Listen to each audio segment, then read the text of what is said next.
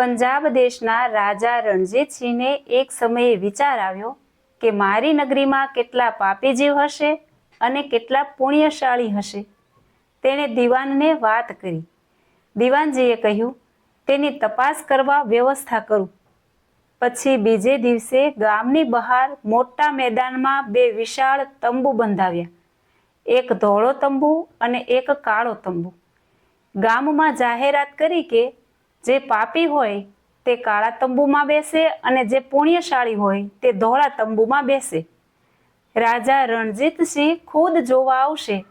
રાજાને જોવું છે કે કેટલા પાપી માણસ છે અને કેટલા પુણ્યશાળી માણસ છે. આખું ગામ ખાલી થઈ ગયું. બધા માણસો ધોળા તંબુમાં બેસી ગયા. ફક્ત બે માણસો કાળા તંબુમાં બેઠા. દિવાનજીની સાથે રાજા તપાસ કરવા આવ્યા. ચાલો દિવાનજી, પહેલા પુણ્યશાળી માણસોને જોઈ આવીએ. ધોળા તંબુ પાસે ગયા તો ધોળા તંબુમાં ભરચક માણસો બેઠા છે. રાજાએ એક માણસને પૂછ્યું, તમે જિંદગીમાં ક્યારેય પાપ નથી કર્યું? ત્યારે તે માણસ બોલ્યો, ભલા માણસ, હું પાપને જાણતો જ નથી. પાપ એટલે શું? હું કથાકાર વિદ્વાન છું. સત્ય સ્વરૂપ પરમાત્માની વ્યાખ્યા સરસ રીતે સમજાવું છું. હરિશ્ચંદ્ર રાજા જેવું આદર્શ જીવન જીવું છું. રાજાએ કહ્યું, બહુ સરસ. બીજા માણસને પૂછ્યું, તમે જિંદગીમાં કાંઈ પાપ નથી કર્યું? અરે તમે શું બોલો છો? મને ક્યારેય પાપનો વિચાર આવતો જ નથી. હું પાક્કો સત્સંગી છું. પાઠ પૂજા અને હરિગુણ ગાયા કરું છું. પાપ મારી નજીક આવતું જ નથી. પછી ત્રીજા માણસને પૂછ્યું, તમે જિંદગીમાં કાંઈ પાપ કર્યું છે?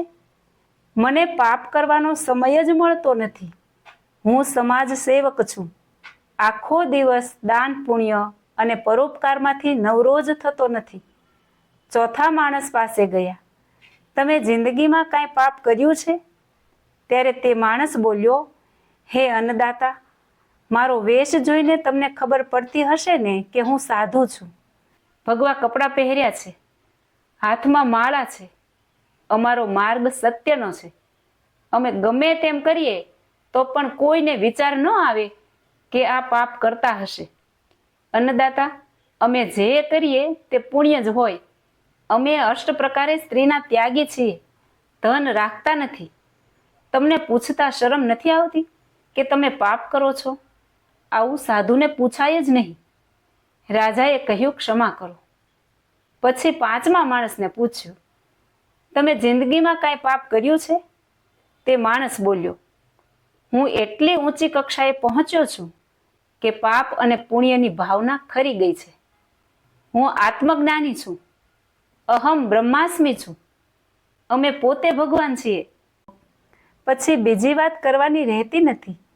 દિવાનજીએ કહ્યું, આ તંબુમાં બધા પુણ્યશાળી માણસો બેઠા છે.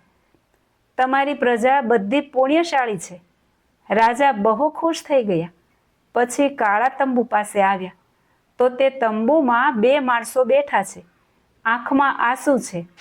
રાજાએ પૂછ્યું, તમે પાપી છો? હા રાજન, અમે ખૂબ પાપી છીએ. ભગવાનની કૃપાથી જીવન ચાલે છે, પણ પ્રભુના અપરાધી છીએ. એમ કહી ધ્રુસકે ધ્રુસકે રડવા લાગ્યા. રાજા તેમના વાસામાં હાથ ફેરવતા બોલ્યા, તમે ચિંતા ન કરો. અમે તમને કાંઈ સજા નહીં કરીએ. જે પાપ હોય તે પોકારી દો. ત્યારે તે બે માણસો હાથ જોડી કહે છે, અમે જ્યારે અમારી માતાના ઉદરમાં હતા ત્યારે અમે ભગવાનને વચન દઈને આવ્યા છીએ કે અમને ગર્ભવાસના જેલમાંથી બહાર કાઢો. બહુ દુઃખી છીએ. જઠરાગ્નિમાં તાપ લાગે છે. અમે તમારું શ્વાસોશ્વાસ અખંડ સ્મરણ કરશું. હાથથી તમારી સેવા કરશું. નેણથી તમારા અને સંતોના દર્શન કરશું. કાનેથી કથા સાંભળશું. કમાણીમાંથી 10મો ભાગ ભગવાનને અર્પણ કરશું. પગથી દરરોજ દર્શન કરવા જશું અને પ્રદક્ષિણા કરશું. તે થતું નથી. આખો દિવસ ધંધો કરીએ છીએ અને શ્વાસોશ્વાસ ભજન થતું નથી. હે અન્નદાતા, ભગવાનનું વચન લોપવું એથી મોટો પાપી બીજો કોણ કહેવાય? રાજાએ કહ્યું, આ બે માણસો પુણ્યશાળી છે. બાકી બધા પાપી છે. પાપી જલ્દી ઓળખાય નહીં.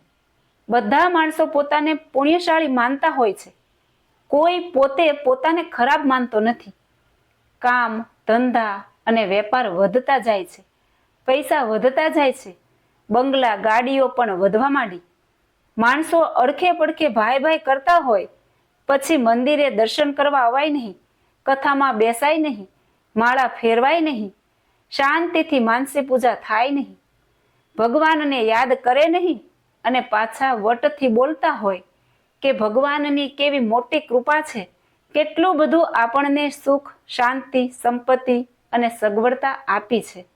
પહેલા તો કાંઈ નહોતું. આ કૃપા છે કે અવકૃપા છે? જીવનમાં પ્રભુ ભૂલાઈ જાય અને જગતની માયા ચોંટી જાય, તેથી બીજી કઈ અવકૃપા છે? ભગવાન ભૂલાઈ જાય તેવી પ્રવૃત્તિ કરવી તે પાપ છે. જિંદગીના ચોપડામાં પોતે પોતાના જીવનનું તપાસ કરવું કે મારું ખાતું કેવું છે, જીવનમાં કેટલો સુધારો થયો અને કેટલો બગાડ થાય છે. જય શ્રી સ્વામિનારાયણ.